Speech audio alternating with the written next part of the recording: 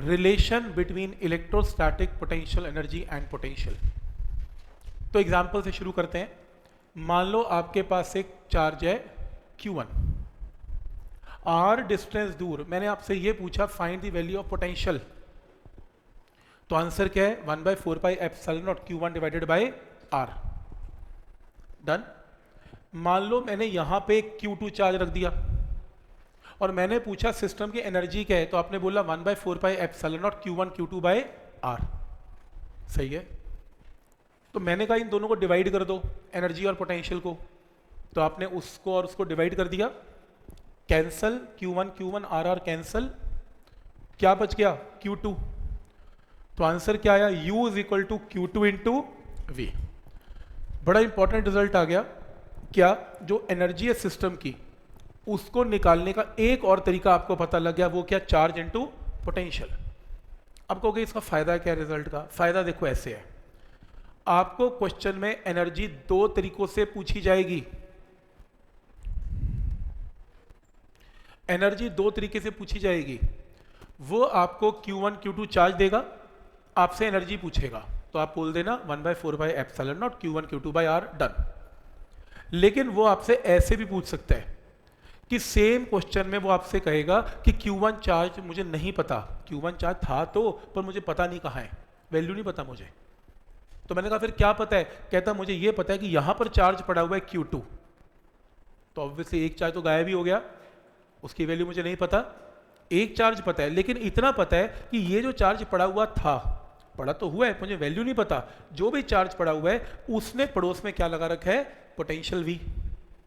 तो अगर इसने पोटेंशियल यहां V लगाया और यहां का चार्ज आपको पता है, तो आप इन दोनों चार्जेस की एनर्जी अभी भी निकाल सकते हो। कैसे? Charge into potential. ये देखो ये फॉर्मूला है। तो एनर्जी पोटेंशियल निकालने के दो तरीके हो गए। पहला तरीका, तुम मुझे दो चार्ज दो, मैं आंसर निकाल दूंगा। दूसरा तरीका, तुम मुझे एक चार्ज दो और जो चार्ज नहीं देना उसका पोटेंशियल दे दो, मैं दोनों को मल्टीप्लाई करके एनर्जी निकाल दूंगा। तो फॉर्मूला रजिस्टर में एंटर करो, पोटेंशियल एनर्जी का फॉर्मूला चार्ज इनटू पोटेंशियल लिखो। पोटेंशियल एनर्जी का दूसरा फॉर्मूला चार्ज इनटू पोटेंशियल। बहुत इंपॉर्टेंट कॉन्सेप्ट है ये। पोटेंशियल एनर्जी का दूसरा फॉर्मूला चार्ज इनटू पोटेंशियल।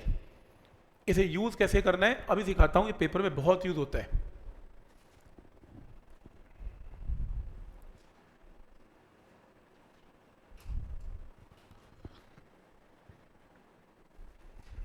ठीक है, देखो पेपर में ऐसे यूज होता है।